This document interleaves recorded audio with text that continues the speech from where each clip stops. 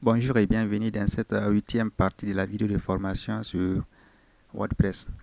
Dans cette vidéo, nous allons découvrir ensemble la création des pages.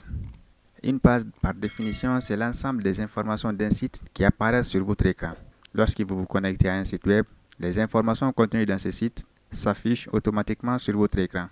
Et ces informations-là sont affichées sur des composants de site qu'on appelle les pages. Si vous vous souvenez bien, nous avons créé des articles dans notre site de formation. Et ces articles aussi sont affichés sur une page. Cette page est nommée blog. Dans cette vidéo, nous allons voir ensemble comment créer des pages et comment afficher leur contenu sur notre site web. Pour commencer, on va passer dans notre interface de travail. Voici sur notre tableau de bord.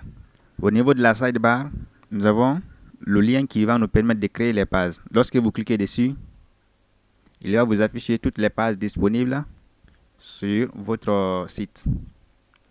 Par défaut, WordPress crée deux pages nommées page d'exemple et politique de confidentialité.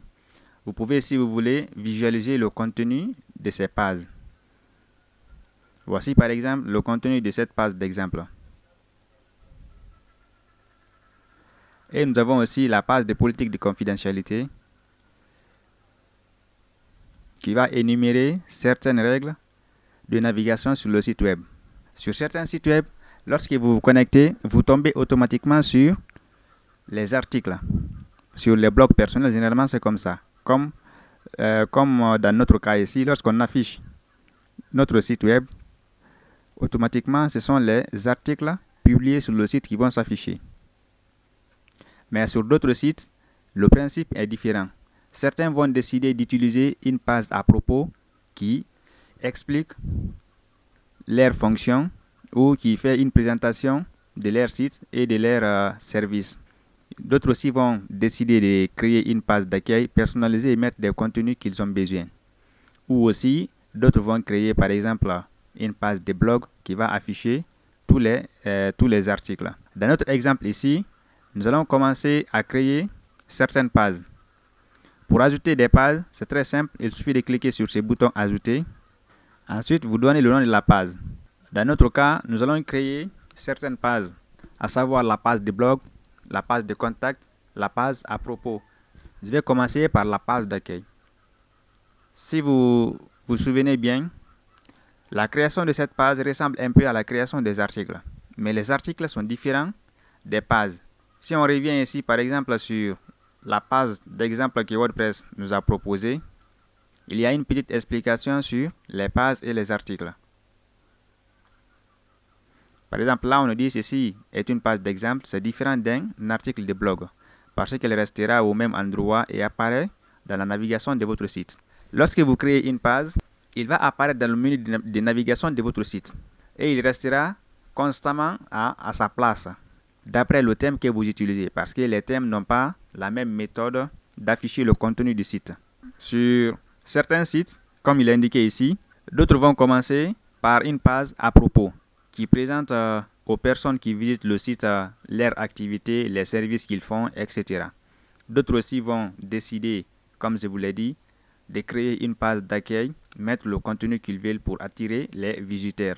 Et d'autres aussi vont décider d'utiliser les articles comme la page d'accueil. Donc, dès qu'un visiteur se connecte sur le site, automatiquement, c'est la page des articles qui va s'afficher et il aura accès à tous les articles. Maintenant, nous allons créer notre page.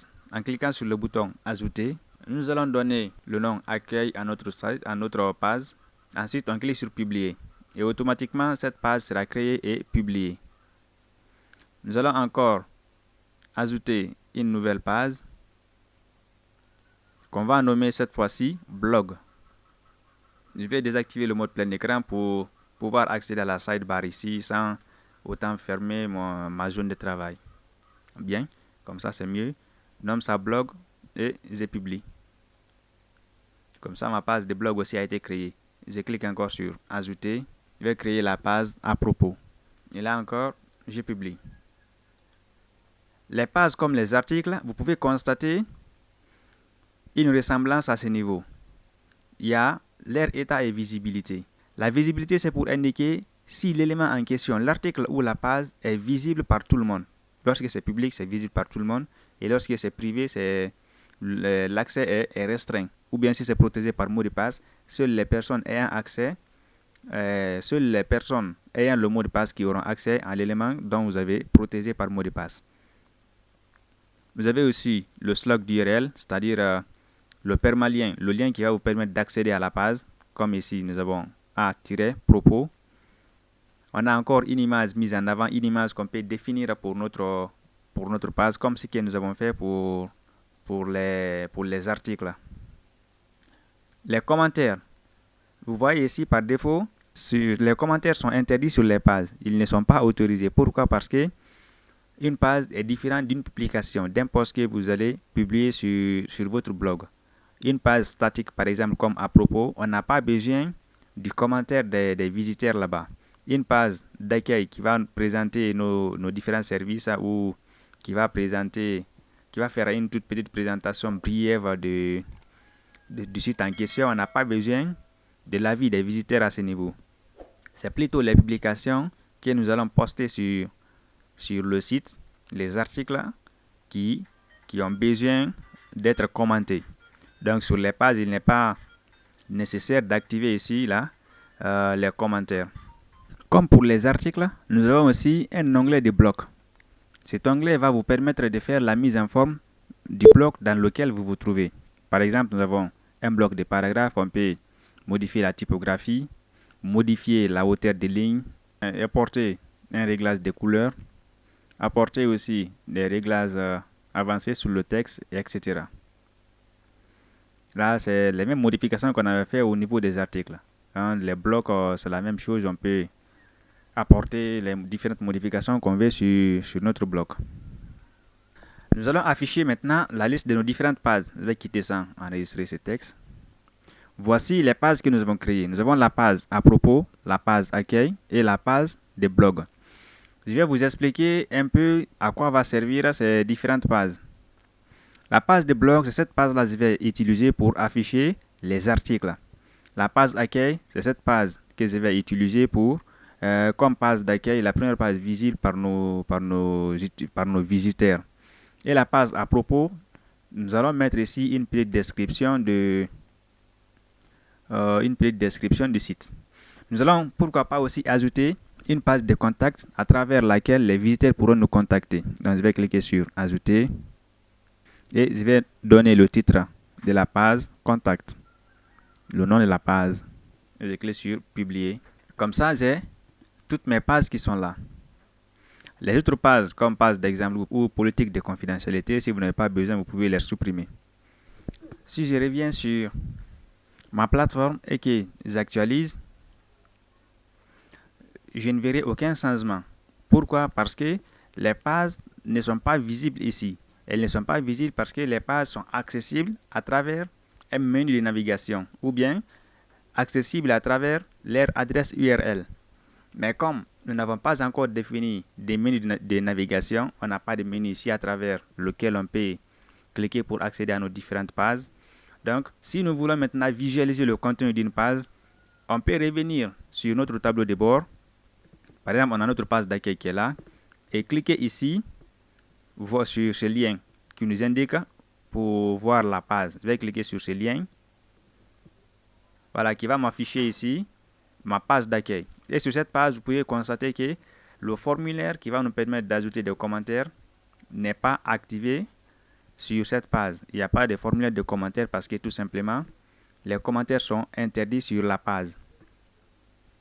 Je vais ajouter un bloc de titres ici dans lequel je vais mettre le texte à bienvenue. Nous allons souhaiter bienvenue à nos utilisateurs. Je vais mettre un titre de premier niveau. Par exemple, je vais écrire ici bienvenue.